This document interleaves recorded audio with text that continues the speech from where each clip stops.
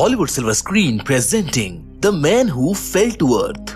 कहानी की शुरुआत में स्पेस में एक एलियन स्पेसशिप को दिखाया जाता है जो सीधा अर्थ पर लैंड करती है, जिसमें से एक एलियन बाहर निकलता है जो दिखने में इंसानों से बिल्कुल अलग होता है, पर अर्थ पर आने के बाद वो स्किन सूट पहन लेता है जिससे वो इंसानों की तरह दिखने लगता है। और जहाँ उसका स्पेसशिप क्रैश हुआ है असल में वो एक कार का गराज है और वो एलियन वहाँ पड़े हुए एक पानी के पाइप को अपने मुंह में डालकर निगलने लगता है। तभी गराज में मौजूद एक आदमी उसको देख लेता है जो पुलिस को कॉल कर देता है, जिससे वहाँ पर पुलिस आ जाती है जो उस एलियन को देखकर हैरान है। उसे इलेक्ट्रिक शॉक गन से झटका देकर बेहोश किया जाता है, जिसके बाद हम उस एलियन को पुलिस स्टेशन में देखते हैं जहाँ एक लेडी पुलिस ऑफिसर उससे सवाल जवाब करती है कि वो कौन है और यहाँ पर क्या कर रहा है, जिस पर वो उसको अपने प्लेनेट का नाम एंथिया बताता है, जिस बारे में ऑफिसर को कुछ भी नहीं पता होता है। वो ऑफिसर उससे उसका नाम पूछती है। वो उस लेडी ऑफिसर के बैच को रीड करके अपना नाम फैराडे बताता है। वो एलियन इतना इंटेलिजेंट होता है कि वहाँ मौजूद सभी चीजों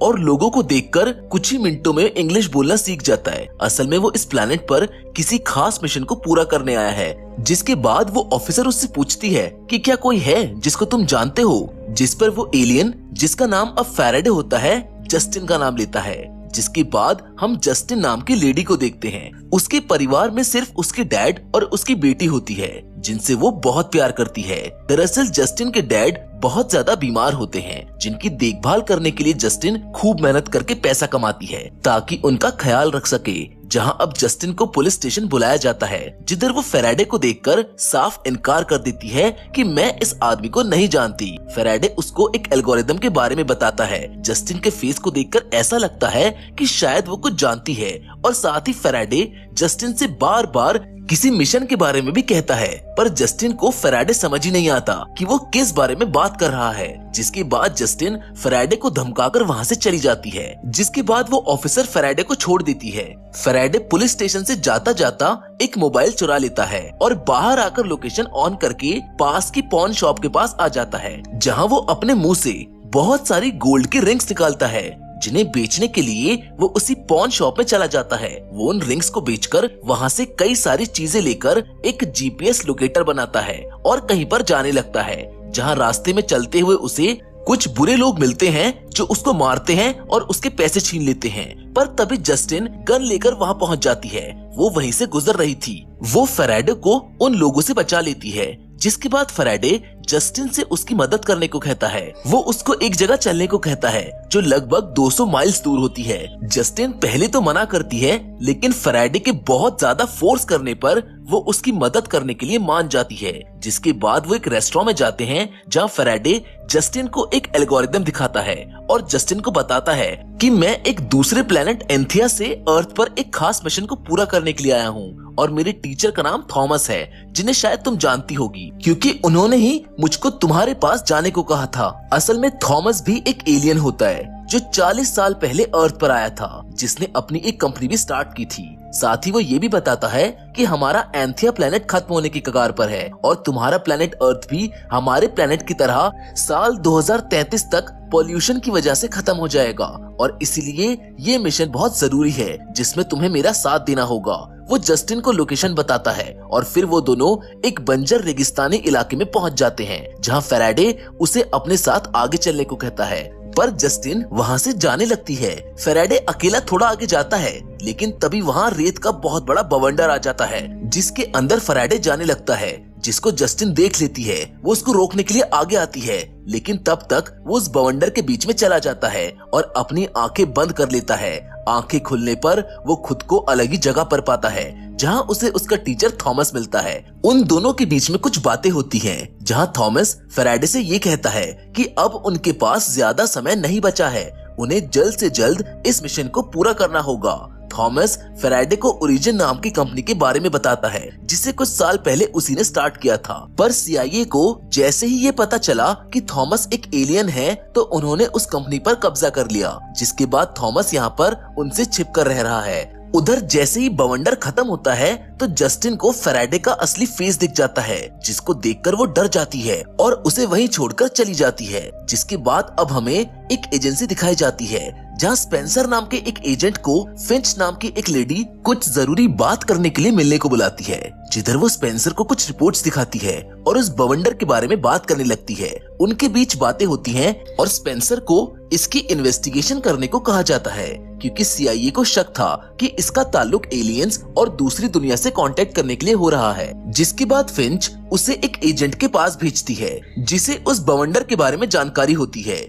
अब उधर दूसरी ओर हम फैराडे को देखते हैं, जो टैक्सी लेकर एयरपोर्ट पहुंच जाता है, जहां पर चेकिंग के दौरान एयरपोर्ट पर मौजूद एक्सरे मशीन से उस पर असर होने लगता है, जिसको वो झेल नहीं पाता और बहुत सारा पानी अपने मुंह से उगल देता है, जिसके बाद वो बेहोश होकर वहीं पर गिर जाता है। जहां हम एक बार फिर से जस्टिन को देखते हैं, जिसको दोबारा बुलाया जाता है, जो अभी भी फैराडे से डरी हुई थी। फैराडे उससे कहता है कि हमें वो मिशन ओरिजिन जाकर किसी भी हाल में पूरा करना होगा, क्योंकि समय रहते हमने मिशन पूरा नहीं किया तो हमारा प्लेनेट एंथिया तबाह हो जाएगा और बहुत सारे मासूम लोग मारे जाएंगे। ओरिजिन वही कंपनी होती है जिसे थॉमस ने कई साल पहले शुरू किया था, जिसे CIA ने कब्जे में ले लिया था। पर जस्टिन उस बवंडर वाले हादसे के बाद से डरी हुई थी, जो अब फैराडे की कोई भी मदद नहीं करना चाहती थी। जिसके बाद सीन शिफ्ट होता है और हम स्पेंसर को देखते हैं, जो एक एजेंट को ढूंढता हुआ जंगल के बीचों बीच एक घर तक पहुंच जाता है, जहां अचानक से एक ओल्ड मैन आकर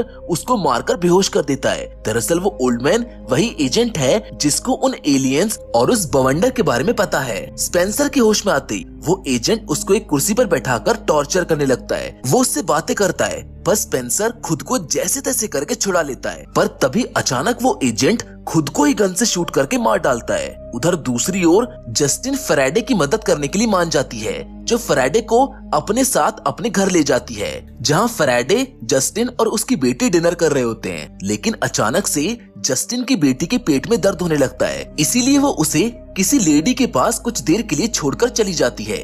वहीं अब घर में हम जस्टिन के डैड को देखते हैं, जो बेड पर सो रहे होते हैं। उनका आधा शरीर पैरालाइज्ड है, वो चल फिर नहीं सकते और ज्यादातर बीमार रहते हैं। फैराडे उनके रूम में जाता है और उनकी चेस्ट पर हाथ रखकर कुछ करने लगता है, जिससे उनको भी कुछ महसूस होने लगता है। उसका ऐसा करते ही वहाँ की सभी लाइट्स फ्लिकर होने लगती हैं और ये सब देखकर जस्टिन भागते हुए सीधे अपने डैड के रूम में जाती है, जहाँ पर वो अपने डैड को देखकर हैरान हो जाती है, क्योंकि वो अपने पैरों पर खड़े होते हैं, जो अब एकदम ठीक हो चुके थे। वहीं उनके साइड में फैराडे जमीन पर पड़ा हुआ था, जो कांप रहा होता है। वो जस्टिन से कहता है कि क्या अब हम सिएटल जा सकते हैं, जिसके बाद सीन शिफ्ट होता है और हमें ओरिजिन कंपनी को दिखाया जाता है, जहां पर हम दो लोगों को बात करते हुए देखते हैं, जो असल में भाई बहन हैं, जिनका नाम एडी और हैच है। दरअसल CIA ने थॉमस की इस कंपनी पर कब्जा करके इस कंपनी को एडी और हैच के डैड को दे दिया था, पर उनकी डेथ के बाद ये कंपनी एडी को मिल गई। असल में एडी अपने भाई हैच से नफरत करती है और वो उसको काबिल नहीं समझती, इसलिए वो उसे ओरिजिन कंपनी से दूर रखती है। जिसके बाद हम जस्टिन के डैड को देखते हैं, जो बिल्कुल ठीक हो चुके हैं, जिनसे जस्टिन गले मिलती है। फिर जस्टिन और फैराडे ओरिजिन कंपनी के लिए अलास्का रवाना हो जाते हैं, जहां रास्ते में जस्टिन फैराडे को शुक्रिया करती है, क्योंकि फैराडे की वजह से जस्टिन के डैड की जान बच पाई और अब वो एकदम ठीक हैं। साथ ही जस्टिन फैराडे से ये भी पूछती है कि अब प्लान क्या है, और उन दोनों के बीच में कुछ बातें होने लगती हैं, जिधर फैराडे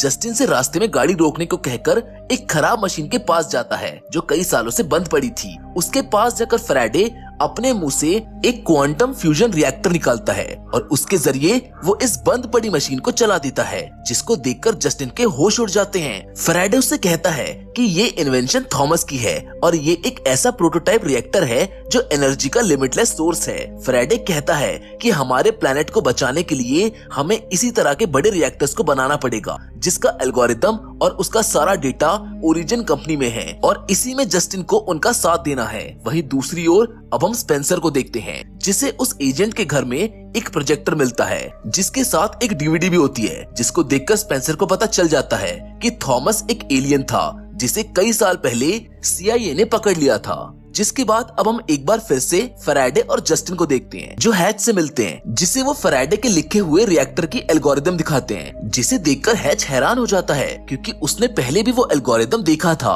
पर उसे उन पर यकीन नहीं होता।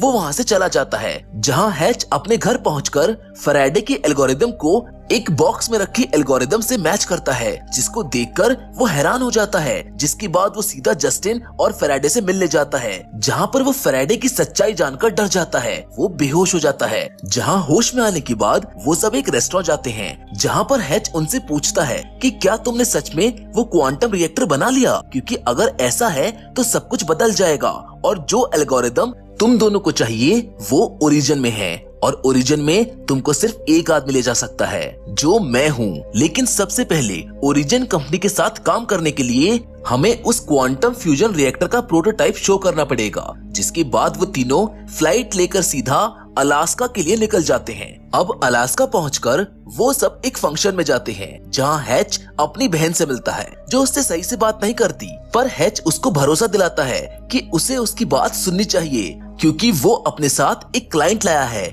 जो आज रात कुछ ऐसा प्रेजेंट करने वाला है जिसे एडी को जरूर देखना चाहिए। पर वो वहाँ से चली जाती है और रात को प्रेजेंटेशन के दौरान फैराडे अपने क्वांटम फ्यूजन रिएक्टर को वहाँ मौजूद सभी लोगों को दिखाता है। और जैसे ही वो उस रिएक्टर को अपनी पॉकेट से बाहर निकालता है, पूरे शहर की लाइट्स जलने लगती है, पूरा शहर जगमगाने लगता है और सब उस रिएक्टर की एनर्जी को देखकर दंग रह जाते हैं। सबके होश उड़ जाते हैं, जिसे देख अब फैराडे और जस्टिन की ओरिजिन कंपनी के साथ डील हो जाती है। जिसके बाद जस्टिन, फैराडे और हैच सीधा ओरिजिन कंपनी में जाते हैं, जहां वो एडी और उस कंपनी के बाकी सभी मेंबर से मिलते हैं। जिधर उनकी एक मीटिंग होती है, जिसमें हम एडी के बेटे को भी देखते हैं, जिसका नाम क्लाइव होता है, जिसे नशे करने की बहुत बुरी आदत है। पर उसे थॉमस न्यूटाउन के बारे में थोड़ी बहुत इन्फॉर्मेशन होती है और वो मीटिंग के दौरान थॉमस न्यूटन के रिकॉर्ड किए हुए म्यूजिक के बारे में बताने लगता है। फैराडे उस म्यूजिक को सुनने की जिद करता है, इसीलिए वो क्लाइव के साथ एक रूम में चला जाता है, जहां क्लाइव नशे करने लगता है। फैराडे उससे म्यूजिक के बारे में पूछता है, पर क्लाइव कहता है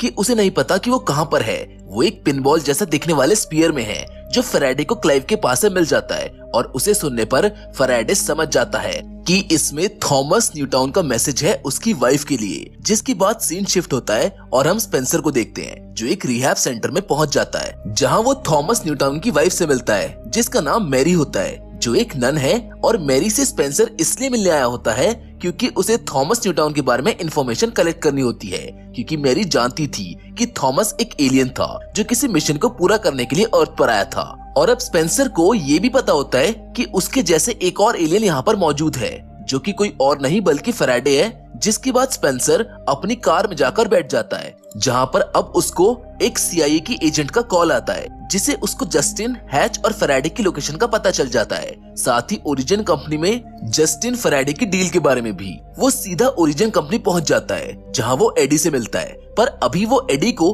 फैराडे की सच्चाई के बारे में कुछ नहीं बताता कि वो एक एलियन है। वो एडी से कहता है कि वो CIA से आया है और CIA ने ही ये कंपनी एडी के डैड को दी थी, इसीलिए वो कभी भी यहाँ पर आ सकता है। साथ ही वो एडी से कहता है कि मुझको ये भी पता है कि फैराडे यहाँ पर है, जो ओरिजिन कंपनी के साथ डील करना चाहता है, तो जैसा चल रहा है चलने दो और डील कर लो, क्योंकि फैराडे एक जीनियस है। जिसके बाद अब हम उन सभी लोगों को एक बार फिर से मीटिंग में देखते हैं, जहां एडी कहती है कि जस्टिन तो एक किलर है, उसने एक आदमी की जान ली थी सिर्फ अपने एक्सपेरिमेंट के लिए। उसकी जान न्यूट्रॉन रेडिएशन के संपर्क में आने से हुई थी, इसीलिए मैं इस कंपनी में जस्टिन को नहीं रखना चाहती। जिस पर फैराडे जस्टिन से पूछता है, क्या तुमको उस एक्सपेरिमेंट से फ्यूजन हासिल हुआ था? जिस पर जस्टिन कहती है, हाँ, पर सिर्फ कुछ सेकंड्स के लिए। जिसे सुनकर फैराडे शॉक हो जाता है, क्योंकि ये एक इम्पॉसिबल चीज थी जो जस्टिन ने कर दिखाया था। फैराडे सबसे कहता है कि जस्टिन यही रहेगी और काम करेगी, और अगर उन्होंने जस्टिन को निकाला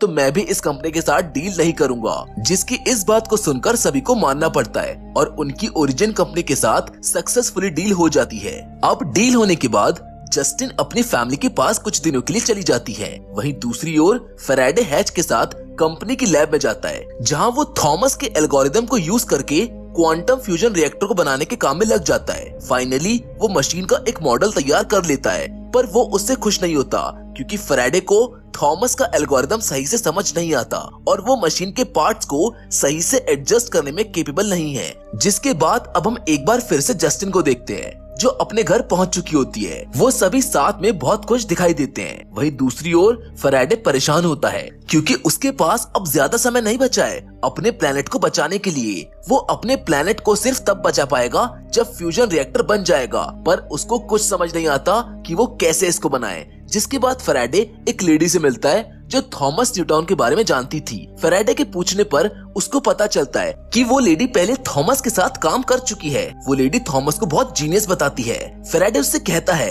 कि मुझे उनकी मशीन का डिजाइन समझ में नहीं आ रहा। वो कहती है कि तुम कोई ना कोई रास्ता ढूंढ ही लोगे। इतना कहकर वो वहाँ से चली जाती है। जिसके बाद सीन शिफ्ट होता है और हम जस्टिन को ओरिजिन कंपनी में देखते हैं, जिससे फैराडे बता देता है कि मुझे थॉमस का डिजाइन समझ नहीं आ रहा। फैराडे को गुस्सा आने लगता है। जस्टिन उसको शांत करती है। जिसके बाद हैच अपनी बहन एडी के ऑफिस में जाता है। वहाँ पर उसको स्पेंसर भी मिलता है, जहाँ उनके बीच कुछ बातें होने लगती है। और अब शायद स्पेंसर ने एडी को भी बता दिया है कि फैराडे भी थॉमस की तरह एक स्पेसमैन है, यानी कि एक एलियन। साथ ही में स्पेंसर की बातों से भी ये समझ आ जाता है कि शायद वो फैराडे की इस मशीन को बनाने के बाद CIA वाले उसको मार देंगे। जिसके बाद अब हम एक बार फिर से फैराडे को देखते हैं, जो उसी लेडी के पास पहुंच जाता है जो थॉमस के साथ काम कर चुकी है, जो उसे जानती थी, जिसके साथ वो लैब में चला जाता है। वो लेडी फैराडे के द्वारा बनाए गए उस मॉडल को तोड़ने लगती है। फैराडे उसको रोकता है, पर उन दोनों के बीच थोड़ी बहुत लड़ाई हो जाती है क्योंकि शायद उन दोनों ने नशा किया था। जिस बीच फैराडे की नजर वहाँ मौजूद एल्गोरिदम और बोर्ड्स पर जाती है, जिसको देखकर फैराडे को कुछ याद आने लगता है। वो तभी सारे बोर्ड्स को एल्गोरिदम के सामने फिक्स करने लगता है। जिसके बाद उसको समझ आ जाता है कि मशीन का मॉडल उनके प्लेनेट के स्ट्रक्चर पर बेस्ड है। वो बहुत खुश होता है क्योंकि अब वो उस मॉडल को समझ चुका था कि किस तरह से उसको इस मॉडल को बनाना है। साथ ही में हमको ये भी पता चलता है कि जो लेडी उसके साथ थी वो सिर्फ उसकी सोच थी, यानी कि उसकी कॉन्शियसनेस। जिसके बाद हम CIA और स्पेंसर को देखते हैं जो उस पर CCTV से नजर रखे हुए थे। जिसके बाद अब एक बार फिर से सीन शिफ्ट होता है और हम फैराडे को घर पर देखते हैं, जहाँ पर जस्टिन उसकी मरहम पट्टी कर रही होती है। फैराडे बहुत खुश होता है। वो उसको बता देता है कि उसने मॉडल को बनाने का तरीका ढूंढ निकाला है। लेकिन क्या सच में फैराडे उस मॉडल को बना पाएगा? क्या वो समय रहते अपने प्लेनेट को बचा पाएगा? जानेंगे हम इस वीडियो के दूसरे पार्ट में, क्योंकि फिलहाल तो आज की वीडियो में बस इतना ही। लेकिन हम फिर से जरूर मिलेंगे, और वो भी एक और नई इंटरेस्टिंग कहानी के साथ। पर तब तक के लिए धन्यवाद।